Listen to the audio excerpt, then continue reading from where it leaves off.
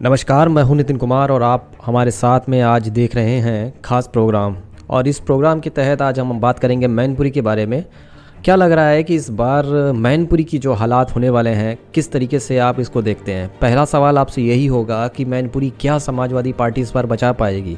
मुलायम सिंह यादव के ना रहने के बाद मैनपुरी का जो यादव लैंड कहा जाने वाला जो लोकसभा का क्षेत्र है, वो क्या अखिलेश यादव बचा पाएंगे? बहुत सी चीज़ें ऐसी हैं जिसको लेकर सवाल उठ रहे हैं, लेकिन दबी जुबान से लोग यही मान रहे हैं कि हो सकता है इस बार अखिलेश यादव अपनी जो ज़मीन है यानी मैनपुरी की ज़मीन है वो बचा पाएँ। 5 दिसंबर को चुनाव होना है, 8 दिसंबर को रिज़ल्ट आना है, ज़्यादा समय नहीं है। सभी पार्टियों ने एड़ी चोटी का जोर यहाँ पर लगाना शुरू कर दिया है। अखिलेश यादव अपने चाचा शिवपाल के साथ मिलकर दांव-पेच लड़ रहे हैं। आपने देखा होगा कि किस तरीके से राजनीतिक दूरियां दोनों के बीच में बीते कई सालों से चली आ रही हैं। यानी 2017 के बाद से अगर बात करी जाए तो काफ़ी अनबन दोनों के बीच में, चाचा भतीजा के बीच में यहाँ पर देखने को मिली। लेकिन अब मौजूदा समय में परिवार एक है, चाचा भतीजा एक हैं, लिहाजा अखिलेश यादव डिम्पल यादव ने मिलकर शिवपाल को मनाने का पूरा प्रयास किया, जिसमें वो सफल भी हुए। अब सिस्टम जो है वो ये कह रहा है कि सभी लोगों को यानी यादव परिवार एकजुट होकर नेताजी की जो सीट है उसको बचाने में कामयाब रह पाते हैं, या फिर अखिलेश यादव फिर अपनी नीति में फेल साबित होंगे। जसवंत नगर की सीट जीते हुए ये मैनपुरी सीट को जीत पाना बड़ा मुश्किल है। वहीं पर रघुराज शाक्य जो कि बीजेपी के उम्मीदवार हैं मैनपुरी लोकसभा के लिए, उसमें उन्होंने भी पूरी एड़ी चोटी का जोर यहाँ पर लगा रहे हैं। यानी बीजेपी किसी भी तरीके से मैनपुरी की सीट गंवाना नहीं चाहेगी, उसके लिए खोने के लिए कुछ नहीं है। लेकिन अगर मैनपुरी की सीट बीजेपी हासिल कर लेती है तो यह अखिलेश यादव के लिए एक बहुत बड़ी चिंता का सबब होगा, क्योंकि वो नेताजी की सीट भी यहाँ से बचा नहीं पाए। अब 5 तारीख को यहाँ पर वोटिंग होगी, 8 तारीख को रिज़ल्ट आना है, और किस तरीके से ये चुनाव यहाँ का होगा।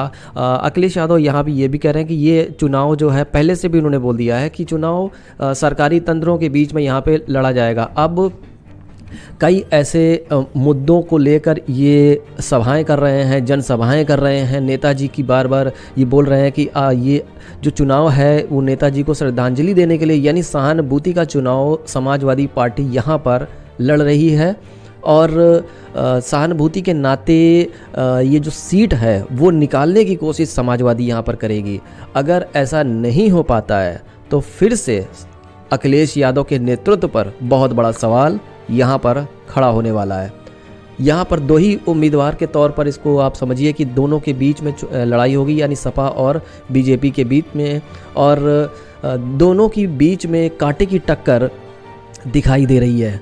और क्या आप लोगों को लगता है कि समाजवादी पार्टी का जो कुनबा है, यानी शिवपाल के आने पर समाजवादी पार्टी कितनी मजबूत हो पाती है? ये तो फ़िलहाल 5 तारीख के बाद ही बता पाएंगे कि किस तरीके से यहाँ पे लोग इसको समझ रहे हैं।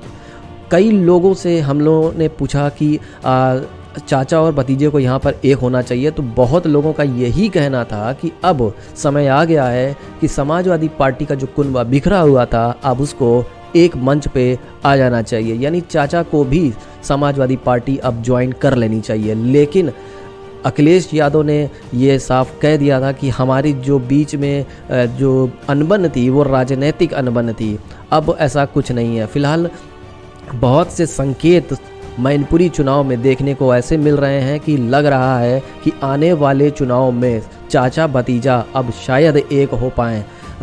वहीं पर शिवपाल ने राम गोपाल यादव से भी पैर छूकर उनसे आशीर्वाद लिया। कहीं ये भी लग रहा था कि इन दोनों के बीच में शकुनी का काम राम गोपाल यादव कर रहे हैं। लेकिन अब जो भी बात उन्होंने कही नहीं कही, उन पे अब इस चीज़ को कुछ मायने नहीं रखता है। लेकिन आप इस चीज़ को समझने की कोशिश करिए कि अगर सपा में बिखराव होता जाएगा तो सपा फिर बसपा की राह पर चल देगी, यानी सपा का भी हाल वही बसपा की तरीके से होगा।